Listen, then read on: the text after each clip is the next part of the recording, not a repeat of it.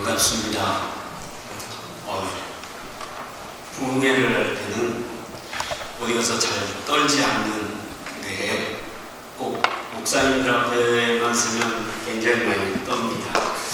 먼저 하나님께서 이 자리에 함께 하셔서 여기 있는 모든 분들에게 하나님의 큰 은혜가 있기를 간절히 바라고 기원합니다.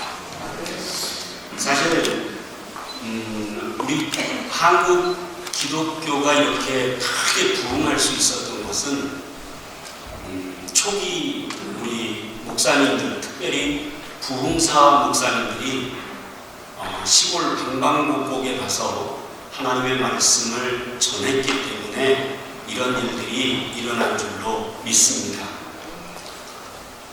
우리는 그 선배들의 모습을 보면 좀 부끄러운 것이 이런 것들입니다. 저도 교회를 개척해서 올해로 29년째 한 교회에서 사역을 하고 있습니다. 사실 교회도 2번 건축을 하고 하다 보니까 스스로 매너리즘에 빠질 때가 있습니다. 저는 주변을 바라보면서 안타까운 것들이 뭐냐면 목사 스스로 매너리즘에 빠지는 거예요. 예를 들어 교회를 개척했을 때 몇 년 내에 어떤 열매가 열리지 않으니까 스스로 지쳐버린다든가, 또는 교회가 성장하면 성장하는 대로 또 우리는 스스로 형식적인 그런 모습 속에 있지 않나 생각해 봅니다.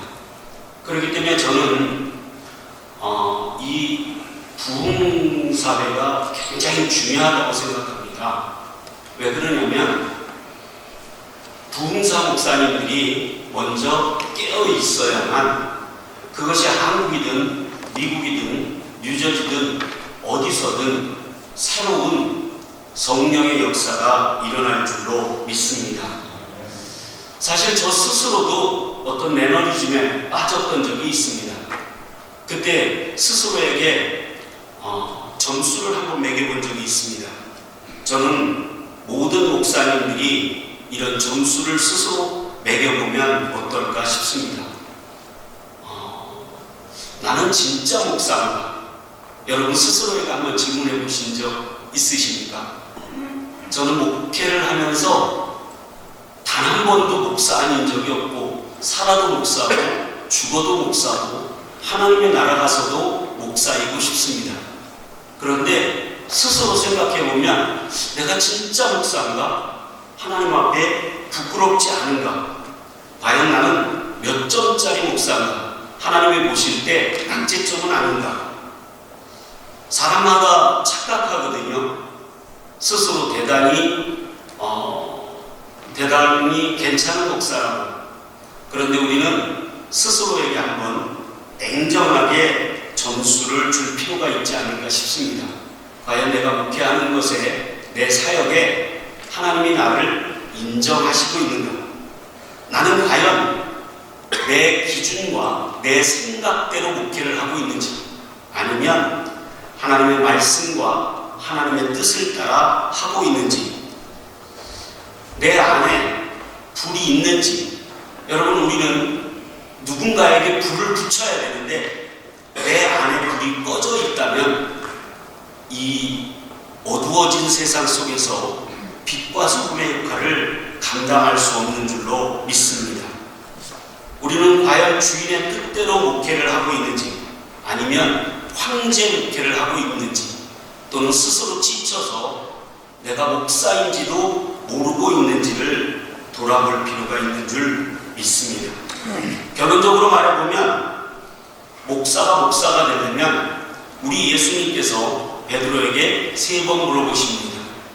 스스로에게 한 번을 돌아볼 필요가 있는 줄로 믿습니다. 혼자 고민을 해봤어요. 정말 축하할 일인데 우리가 여러분 부흥사로서 또는 목사로서 말씀을 전하는 우리로서 과연 이런 매너리즘에 빠져 있지는 않은가, 우리 스스로를 돌아보는 그런 모습들이 새해에 우리 가운데 필요한 줄로 믿습니다. 가장 중요한 것은 그럼 이거를 벗어나는데 어떻게 해야 될 것이냐 하는 부분에 있어서 저는 여러분들이 성령의 사람이 되고 정말 하나님의 불이 여러분 가운데 일어나기 위해서는 정말 주님을 사랑하는 그 사랑이 여러분 가운데 있기를 주님의 이름으로 축복합니다. 신명기 6장 5절에 하나님께서 마음을 다하여 뜻을 다하여 주 너의 하나님을 사랑하라라고 명령하고 있습니다.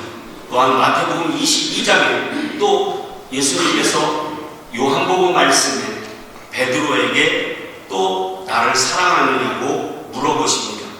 저는 왜 이렇게 물어보시느냐, 또 왜 이렇게 명령하시느냐 생각해 보면 그것은 사랑은 어떤 열정의 기본적인 동기가 되고 충성과 헌신의 동기가 되기 때문인 줄 믿습니다.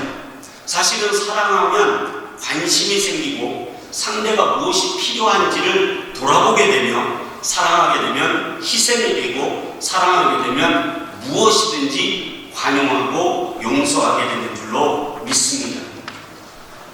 사실은 우리는 사랑을 말하지만 우리 안에 사랑이 꺼져 있지는 않나 돌아볼 필요가 있는 줄로 믿습니다. 저는 목사가 하나님을 사랑하면 정말 하나님에 대한 열정이 우리 가운데 일어나는 줄로 믿습니다.